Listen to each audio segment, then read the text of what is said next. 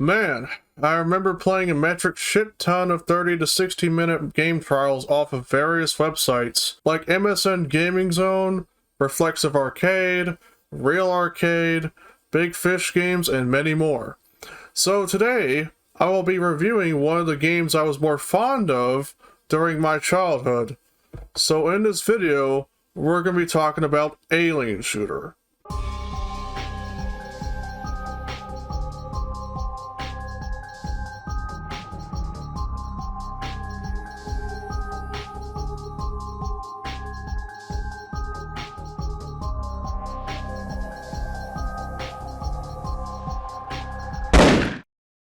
Alien Shooter is an isometric top-down shooter released by a Russian independent developer known as Sigma Team in May 2003. This game came out during a time where indie games were in their infancy, and many indie games didn't give out physical copies, well, except for some. So the only way people could obtain a full version of their games was to send a payment to the developer, and you would be provided a special download link for the full version of said game. Now, if you're wondering, where can I get this game nowadays? Well, you come to the right place, as they're currently on Steam and on Good Old Games, also known as GOG.com.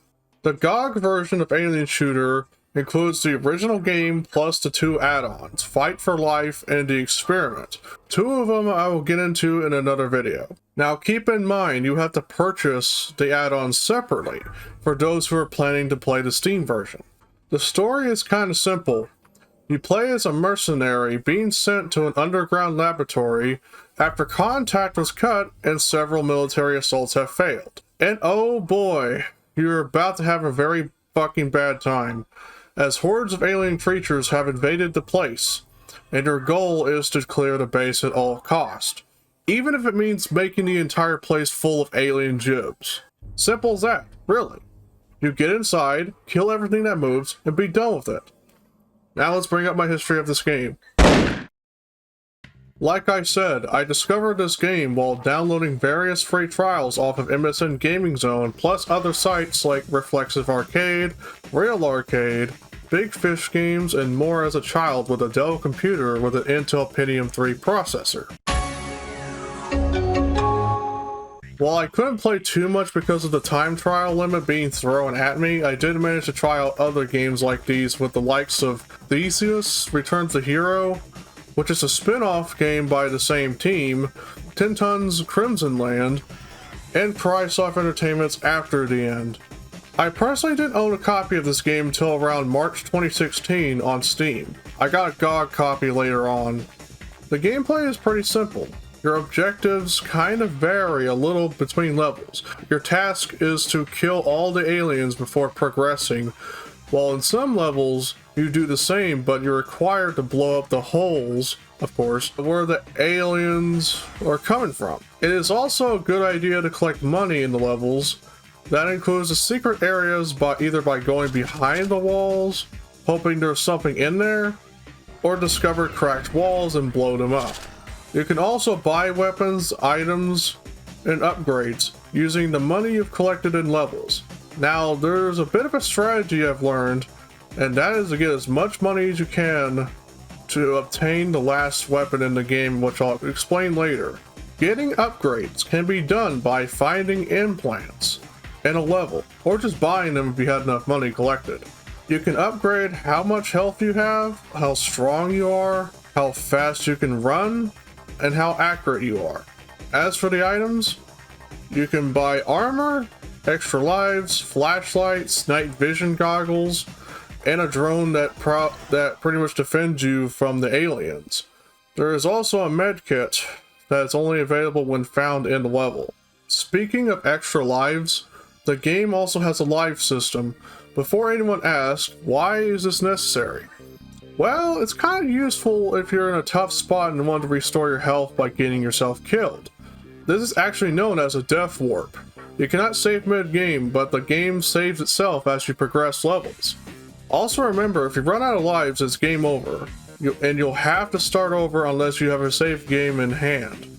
There are also 4 variants of aliens. Green is weaker, yellow is mildly tough, red is tough, and blue aliens are just bullet sponges. Some types of enemies have turrets that will make things tough for you, so remember to dodge. Now let's move on to the arsenal.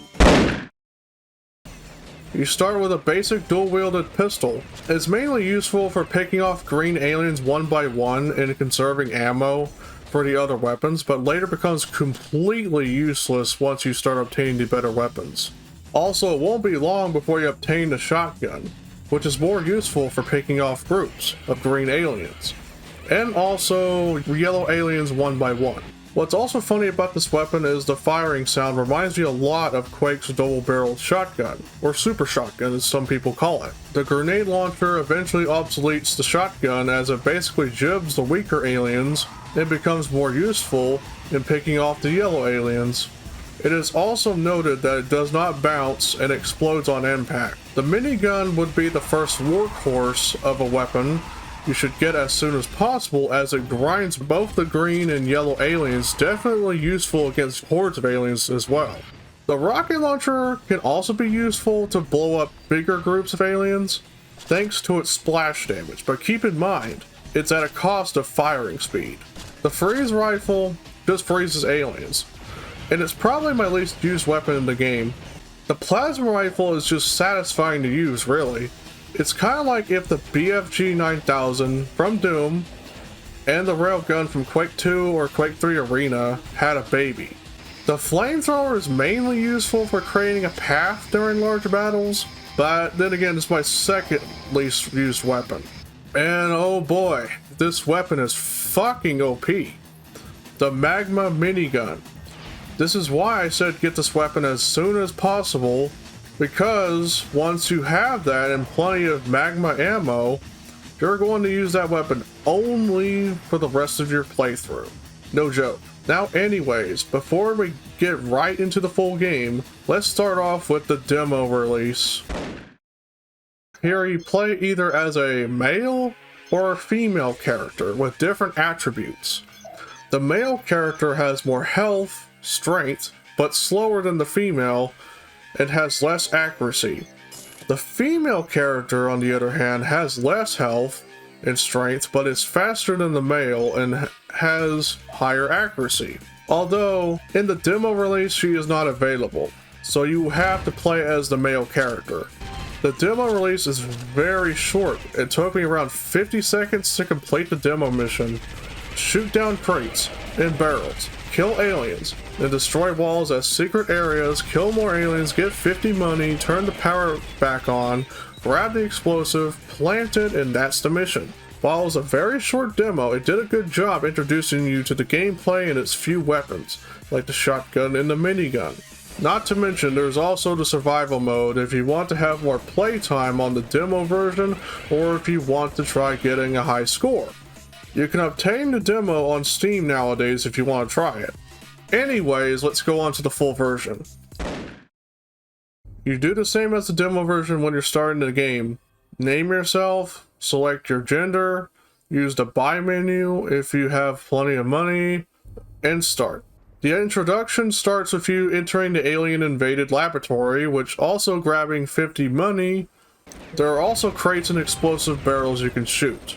The first level is a simple demonstration of the combat in this game, in which you shoot down crates for items and cash while also killing all the aliens in this level in order to progress. Also, a bit of a pro tip.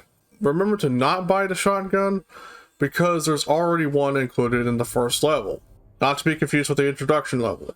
After the first level is completed, along with grabbing extra cash from the secret areas, I was able to buy the minigun and some ammo for the second level.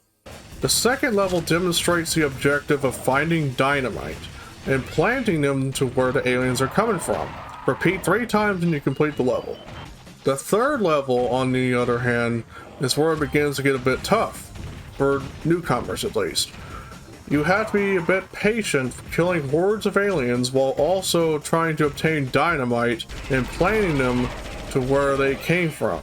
Basically the second level, but a bit tougher for newcomers. The fourth level takes a break from the dynamite objectives as it introduces the alien spiders by bursting through walls. Kind of a cool introduction.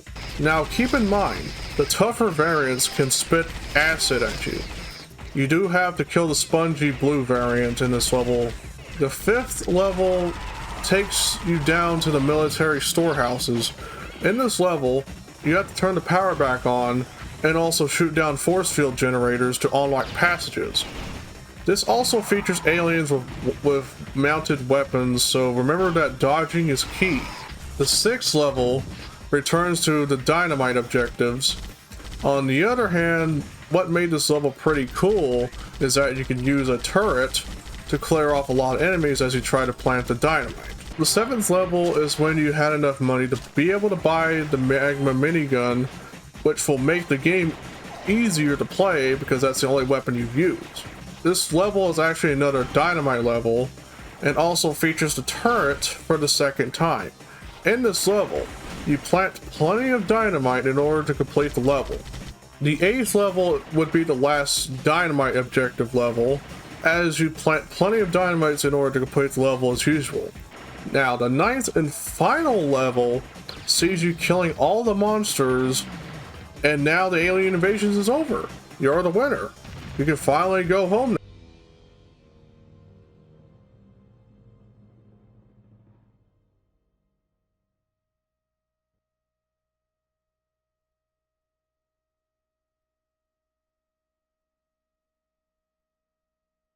Well, fuck. There's more shit to do then. Here are my thoughts on this game. It's a fairly good and short game once you know what to do. Like really, I've completed this game a few times and it's quite fun. It's quite a fun time waster if you're into that. Now if you want more of that, I would also play the expansions, Fight for Life and the Experiment, but that's for another video. Also, Sigma Team is still around these days, but most of the time they just make mobile games. On the other hand, I've discovered a rather small modding community. There's this one YouTube channel showcasing some of their mods for Alien Shooter that looked pretty interesting. Here are some.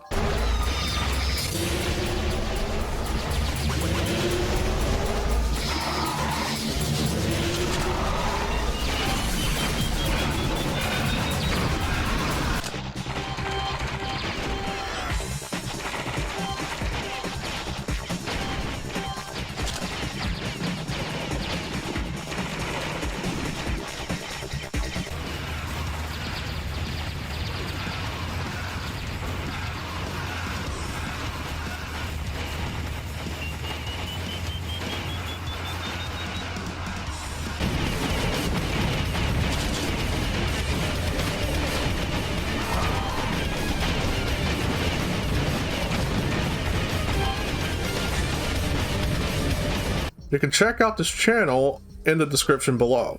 But anyways, that's it for this review, but before I go, here's some trivia.